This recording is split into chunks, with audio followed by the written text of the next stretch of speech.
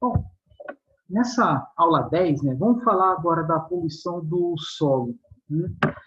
Então, assim, basicamente, né, os principais agentes da poluição do solo são os resíduos sólidos urbanos descartados de uma forma inadequada e também os resíduos industriais descartados também, né, de forma inadequada decorrente a alguma legislação frágil ou falta de fiscalização, né, da mesma forma que seria, né, os resíduos sólidos urbanos.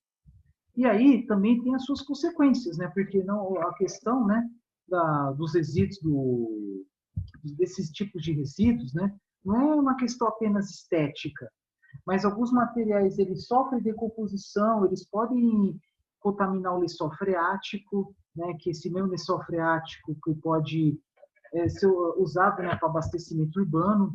Então, tem tudo isso. Né? Então, não envolve apenas contaminação do solo em si, mas também contaminação das águas subsolo. E também, né, com uma chuva, esses resíduos, esses detritos podem ser levados para os rios e até mesmo para o mar. Né? Então, vamos lá. Eu vou fazer alguns comentários, né, acima desse material apresentado. Então, a primeira coisa que vocês podem ver, contaminação do lençol freático decorrente de atividades urbanas e agroindustriais. Vou contar uma história para vocês. Quando foi construída a usina de Itaipu, lá na década de 80, foi formada uma represa, né, um lago artificial que alagou áreas antigamente ocupadas por floresta, da Mata Atlântica, né, mata ciliar, e teve todo o trabalho, né, de recomposição dessa mata ciliar, né, respeitando as novas margens, digamos, né, e aí houve um problema sobre a contaminação das águas. Por quê? Água contaminada de usina hidrelétrica, né, causa problemas, pode acelerar a degradação das turbinas, de toda a estrutura metálica que tem contato direto com a água. São os condutos forçados, as turbinas, as comportas e assim por diante. Então, a própria Itaipu Binacional, ela criou um programa para permitir, né, o tratamento do material residual decorrente da criação de suínos, que é uma das principais atividades agroindustriais do oeste do Paraná. Então, foi criado um programa, né, estimulando com pesquisa, talvez até financiamento também, para pegar esses dejetos dos suínos e levar para biodigestores. O resto é tudo isso que eu falei para vocês anteriormente, né? Pegar os dejetos, levar para os biodigestores, gerar biogás para queimar, para gerar energia elétrica e calor em motores, por exemplo, e pegar o biofertilizante, né, o sólido, produto da biodigestão, e ser usado para adubar. Tá? Por exemplo, a plantação de eucalipto, sei lá. E aí, pegar a água cinza, né, água de reuso, para aplicações diversas. Pode ser para irrigação, pode ser para limpeza das baias, enfim, né, das pocilgas, etc. Tudo isso também para evitar, né, o ingresso da água, dos resíduos in natura no lago. Tá bom? E o que mais? E também tudo isso contribui para evitar a contaminação do lençol freático. E no caso das atividades urbanas, né, algo bem parecido. Primeiro, bom, daqui a pouco eu mostro para vocês, né, algumas ilustrações, né, quando falo de destinação dos resíduos sólidos urbanos. Quando se trata de resíduo sólido urbano, é basicamente assim, enterrar o lixo. Né? Agora, quando eu falo de dejetos industriais, resíduos industriais, dependendo do resíduo, é necessário colocar esses materiais, esses resíduos em tambores, em vases, né, em embalagens especiais. Tá? E tem uma constante vigilância, porque nós não sabemos o que pode acontecer com esses resíduos a longo prazo. Então, alguns resíduos são perigosos, outros não tanto. Então, podemos falar em resíduo hospitalar, que é mais interessante que ele seja incinerado, neste caso. Resíduos de indústrias gráficas, tem tinta, toner, né, enfim, da indústria. Antigamente, né, na minha época, tinha muita revelação de fotos, então tinha os resíduos das revelações de fotos, material à base de trato de prata, principalmente. Até mesmo podemos pensar em resíduos radioativos de equipamentos médicos, né, Então, que é um cuidado, acho que não chega nem a enterrar, né? Acho que é uma estrutura mais além, em tambores, acondiciona esse material em edifícios, é o que eu imagino. Tá?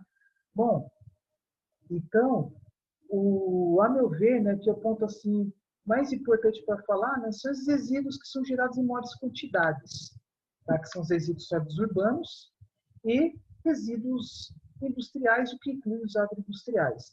Mas quando fala, por exemplo, resíduo sólido urbano, não é apenas aquele lixo que sai das casas, que é matéria orgânica e principalmente embalagens de plástico, de papel, de isopor, que é um polímero, que é um plástico, né? De metal e de vidro. Mas também resíduos da construção, que chama de RCD, resíduos de construção e demolição. Mais ou menos a metade do volume de resíduos gerados nas cidades é RCD, resíduos de construção e demolição. Tá? Que são, por exemplo, pisos quebrados, pisos e tijolos quebrados. Às vezes as pessoas compram tubos, eletrodutos, até fios em uma quantidade excessiva, sobra, em vez de guardar, joga fora. Madeira, gesso, às vezes tem demolição, aí tem uma mistura, né, de vergalhão com concreto, enfim. Então, mais ou menos a metade dos resíduos de uma cidade são essas. Isso sem considerar, né, um resíduo muito importante também, que são os resíduos de poda, que são galhos e árvores caídas. E um pouco também, mas bem menos, resíduo de jardinagem, que é grama, plantas, né? Outro resíduo também que, na verdade, um subproduto que tem que levar em consideração é a vinhaça. A vinhaça é um subproduto do processo de destilação, tá? Porque existem vários passos, né, para a produção de etanol, e uma delas é a destilação. Então, aproximadamente a cada 8 a 15 litros, não, a cada litro de etanol produzido, pode ser produzido de 8 a 15 litros de vinhaça. Então, no Brasil, em 2019, houve uma produção de cerca de 35 milhões de metros cúbicos de etanol. 35 bilhões de litros, é a mesma coisa, né? Então, de 35 milhões de metros cúbicos, pode ter gerado aí até no máximo uns 400 milhões de metros cúbicos, 400 bilhões de litros de vinhaça. Mas menos 95% da vinhaça é água. Mas o que é vinhaça?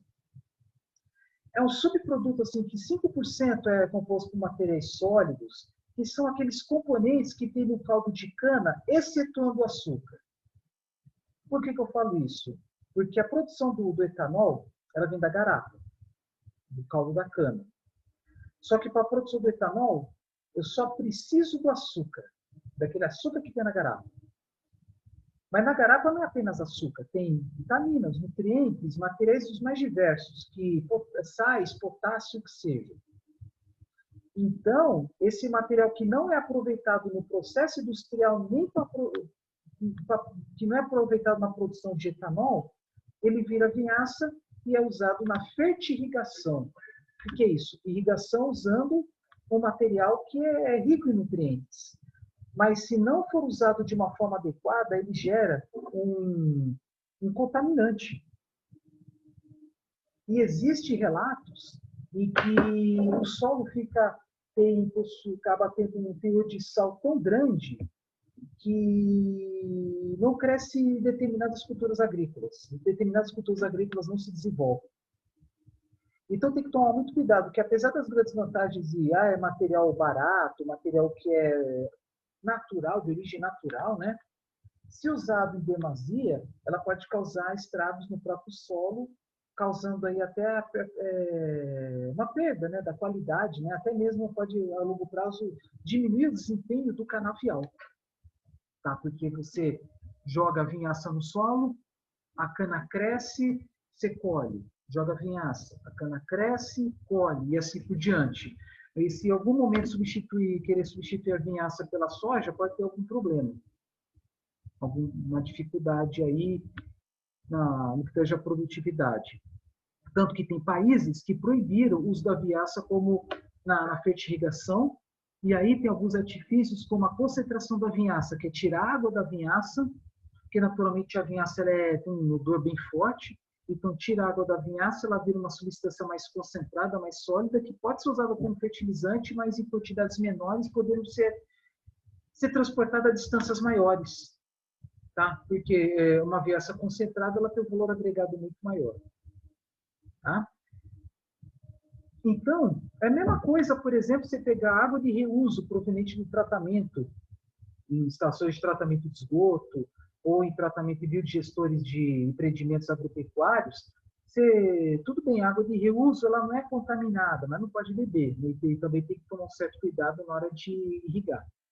Tá bom? Vamos lá. Eu falo isso, né, da vinhaça porque o volume, né, de vinhaça é muito grande, tá? Visto que o Brasil é o segundo maior produtor de etanol do mundo, é o maior produtor de cana, então, o maior produtor de etanol de cana do mundo, e outras tecnologias, né, de produção de etanol usando milho, não há uma produção de vinhaça. Vamos lá. Aqui uma foto, né, de um lixão. O que é o lixão? É um local sem mínimo de infraestrutura, sem nenhuma condição de higiene, são despejados os resíduos, né? Não há coleta de chorume, há a contaminação do solo, pode contaminar o chorume, pode contaminar o lixão freático, né? E também não há o controle da emissão dos gases, né? Porque o lixo, matéria orgânica, ela gera biogás que vai para a atmosfera, tá? Aí tem o conceito de aterro controlado, que é o intermediário entre o lixão e o aterro sanitário, mas ainda tem um que é de contaminação, né? Mas basicamente é o quê? É você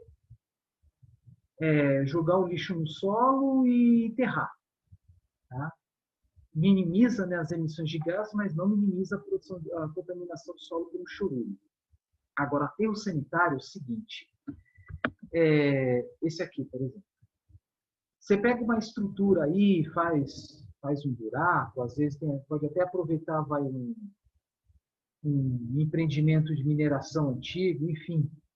Mas você forra o solo com manta, né? E aí você coloca a primeira camada de lixo, coloca alguns tubos e enterra. Aí fica uma camada lixo, terra, lixo, terra, lixo, terra. E por que coloca os tubos?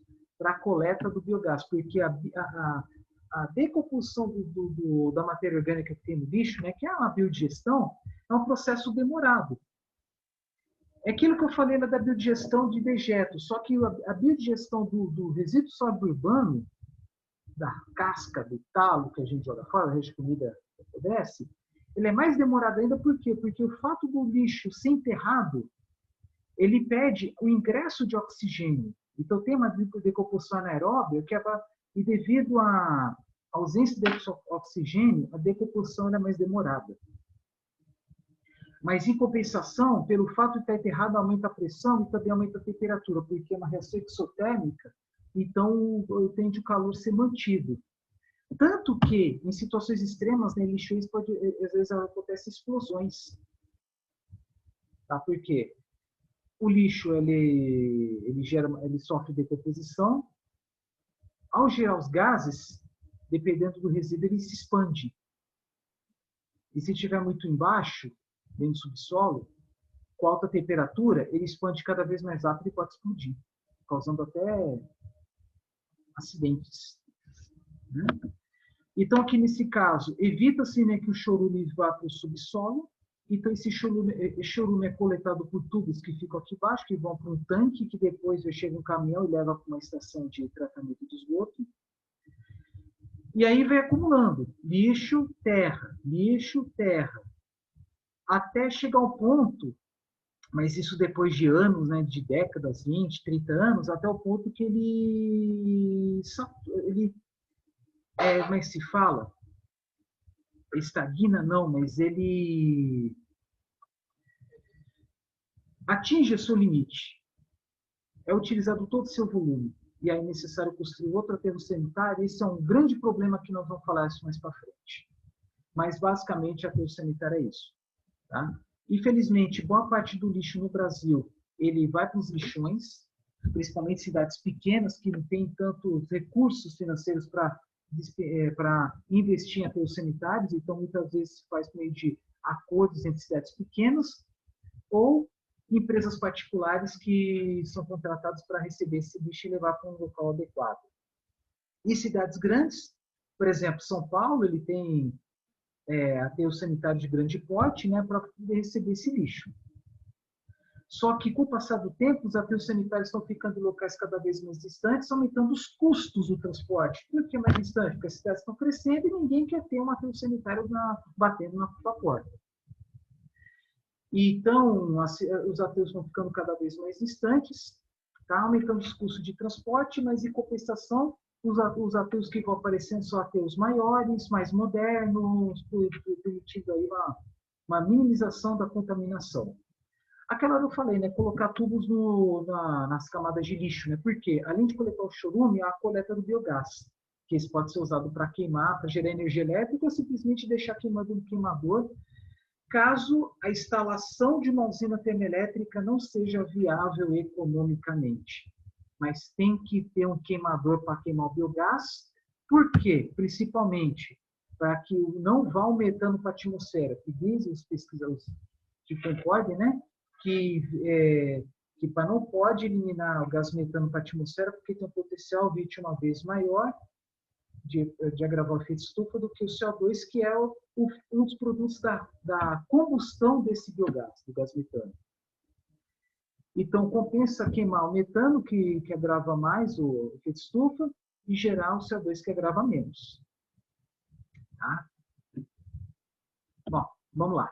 Essa aí é uma apresentação, né, do lixo. Né? O lixo vai sendo despejado dessa forma e vai colocando terra por cima.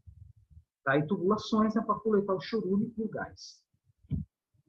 Até chegar ao ponto, né, que ele satura, porque o que acontece? Geralmente começa a ser instalado em buracos, em cavas, então vai ocupando até formar esses taludes aqui, esses morros.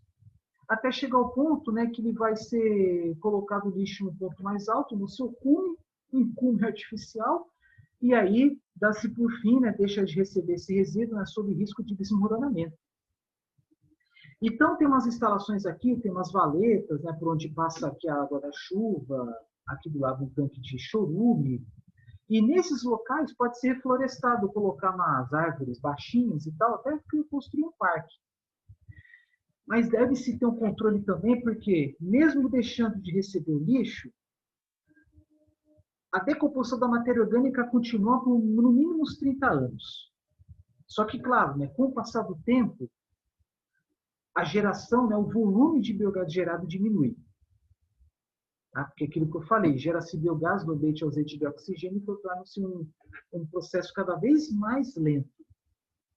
E aí, nada impede, mesmo após o fim da sua vida útil, nada impede instalar uma usina termoelétrica, colocando alguns motores, queimando o biogás, e aí, à medida que vai diminuindo a quantidade de biogás produzido, vai desativando uma parte da termoelétrica. Vamos supor, no começo coloque 10 motores, aí corta 9, depois de um tanto tempo fica 8, 7, 6, até chegar ao ponto que torna-se inviável economicamente, aí um pouquinho de biogás vai ser só queimado no queimador, mas desde que haja fiscalização, controle, vigilância, né, para que não ocorra explosões, desmoronamentos, etc. Tá? Só que tem países, principalmente países mais ricos e com grande densidade demográfica, como o Japão, praticamente todo o lixo ele já é incinerado, é queimado, algo que no Brasil ainda não existe, porque o custo é muito alto. Mas a grande vantagem de queimar o lixo, incineração, né, é que ele gera energia elétrica, a incineração diminui o volume do resíduo, às vezes até em 1% do volume original, gera-se a cinza, que é um material inerte, que não é tóxica, que não causa problemas à saúde nem ao meio ambiente. Essas cinzas podem ser misturadas ao concreto, ao asfalto, etc. E além de poder gerar calor, né, para aquecer água para um processo industrial ou calefação, né, enfim. Mas é uma tecnologia muito cara. No Brasil tem experimentos acima disso, quem sabe no futuro, né? E a grande vantagem dos incineradores é que eles podem ser instalados dentro das cidades, ao contrário dos aterros sanitários que devem ser instalados longe, devido às suas grandes dimensões. Às vezes, o lixo é levado a locais muito distantes, pegar estrada, pagar pedágio, Pensa no gasto. E aqui vocês estão vendo, né, que planta-se grama, pode plantar algumas árvorezinhas, rasteiras, né, nada de eucalipto, não. Para quê? Para recomposição natural, né? Desde que ainda tem controle, né, das emissões, ações diversas, né? Mas tem uma validade, né? Então, existem alguns programas que visam, né, minimizar a geração de resíduos, né, para aumentar a vida útil. Em vez de ter uma vida útil de 20 anos, pode ter de 40. Como? Coleta seletiva, compostagem doméstica, entre outras ações que podemos falar mais para frente. Aqui, o diagrama de um aterro sanitário, né? Que tem reservatório de chorume, geração de biogás. Exemplo aí de fertirrigação, né? Usando a vinhaça para fornecer nutrientes para o solo, usado principalmente em canaviais. E eu coloquei algumas fotos aqui para mostrar que não é exatamente poluição do solo, mas assim, o impacto visual que ele causa, a extração de minerária, especialmente mineração a céu aberto. E esses locais, eles podem ser usados, por exemplo, a longo prazo, como aterros sanitários. Parece que Cuiabá já fazia isso. Só que tem uma coisa que eu tenho que falar também. O grande problema de uma atividade minerária como essa, mineração a céu aberto, por exemplo, é que a extração dos minerais, elas geram resíduos. Quando eu falo resíduo que não vai ser utilizado, que muitas vezes não é reutilizado, que despejado de uma forma irregular, ela pode causar contaminação no solo. Porque os materiais, as minerais, da forma como eles estão, à primeira vista não causam problemas, não causam contaminação freática, mas no momento que começa a ser remexido e transfere para outro lugar, que não está planejado, adaptado, aí sim causa problemas, aí vem o vento, sopra a poeira fina gerada, né, da extração e leva para uma cidade como essa aqui, vocês estão vendo que é uma cidade bem próxima à extração. Em Belo Horizonte a mesma coisa, tem jazidas bem próximas à cidade. Esse aqui, por exemplo, é a extração de carvão. Na Alemanha já teve relatos de cidades que foram demolidas, vilas que foram demolidas para a expansão das jazidas de carvão, aí no final da sua vida útil tem que ter todo o trabalho da recuperação da natureza, né? Replantio, recuperação do solo, etc. Né? Outras jazidas de carvão, que pode até causar contaminação das águas, né? A água da chuva mesmo, lava e aí, por exemplo, o carvão tem metais pesados, tem enxofre, lava, e a água fica contaminada. Tá? E aqui o exemplo de uma usina a carvão, tá? Causa grandes impactos visuais. E depois, assim que desativar uma usina como essa, tem que fazer toda uma recuperação ambiental do solo, para que ela volte como era antes, começar a vegetação que tem aqui em cima. É complexo, às vezes o custo torna-se bem alto. Exemplo aí, uma foto de garimpo, né, clandestino, e que dificilmente a natureza recompõe, né, porque a terra foi bem revolvida. Não devemos esquecer também, né, por exemplo, da extração de minério de ferro, especialmente em Minas Gerais, né, que há processo industriais que usam muita água, e aí tem que construir reservatórios como esse aí para armazenar os rejeitos, né, de minério. Esses rejeitos de minério, eles podem até ser utilizados quando, por exemplo, há um aumento do valor do ferro no mercado mundial, porque é exportado o minério com alto teor de ferro, e esse rejeito geralmente ainda tem ferro, só que é um teor mais baixo. Nada impede deles serem reconduzidos para o mercado, para a economia, para serem revendidos.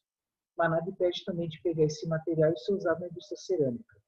A tendência é o quê? É desativar os processos que usam menos água e usar processos mais secos, como já acontece em muitos outros países, até mesmo nas reservas de ferro lá da Vale no Carajás, no Pará. Porque lá no Carajás não tem reservatório, até onde eu sempre tem reservatórios grandes como esses aí. E aí o que acontece? Aí esse processo consome menos água e o impacto ambiental é muito menor, porque, desculpa, depois disso aqui, o que vai ser feito? Não dá para replantar, não dá para recuperar. Fica retido dessa forma. Então, uma alternativa única que eu conheço é usar esse material para a produção na indústria cerâmica, embora seja uma quantidade imensa, né? E nem precisamos falar dos problemas das encrencas que já aconteceram no Brasil devido ao rompimento dessas, né? Esse exemplo de uma planta siderúrgica, tá, que é altamente poluidora, tá, inevitável, porque tem processos que são até que geram poluentes, gases, material particulado que são a céu aberto, até mesmo o armazenamento, a transferência do carvão, do calcário, do minério de ferro gera poeira, tá, que pode causar problemas às comunidades vizinhas. Porque tem indústrias, gente, que são mais antigas, que as cidades vieram depois. Tá? Por exemplo, Volta Redonda, estado do Rio, quando foi inaugurada a Companhia Siderúrgica Nacional, a cidade era bem menor do que é hoje. E aí tem alguns processos, né, que libera gás, é praticamente impossível. Por exemplo, a coqueria, que transforma carvão mineral em coque, depois vocês vão ver aí o que é coque, né? C-O-Q-E, que é o combustível, que é o carvão mineral adaptado, né, para ser usado no alto forno, que é o coração de uma central siderúrgica. A coquificação gera gases, gera componentes que são, inclusive, cancerígenos. Muita gente pede licença por causa de problemas de glóbulos brancos, glóbulos vermelhos, como leucopenia, ou até mesmo leucemia. Tá? Aí, ó, exemplo, né? Companhia Siderúrgica Nacional em Volta Redonda, que, se não me engano, é a maior do Brasil. Outra fonte de poluição decorrente aí às atividades de uma petroquímica. Embora as emissões sejam muito mais controladas e os gases residuais, eles são queimados em um flare. Aí não aparece um flare, né? Mas é flare. É uma torre que queima os gases residuais para evitar explosões. Tá? Então, gente, de poluição do solo, é isso que eu queria falar para vocês. Mas mais para frente eu vou falar bastante sobre os resíduos sólidos urbanos, tá? Que é um assunto à parte. Tá bom? Então, por enquanto, sobre solo vou parar por aqui. E aí, talvez eu faça apenas mais um vídeo falando sobre as outras formas de poluição que são bastante relevantes também. Tá? E dá muito pano para manga. Então, vou parar por aqui por enquanto, né? Está anoitecendo, eu tenho que ligar a luz aqui do local. Isso é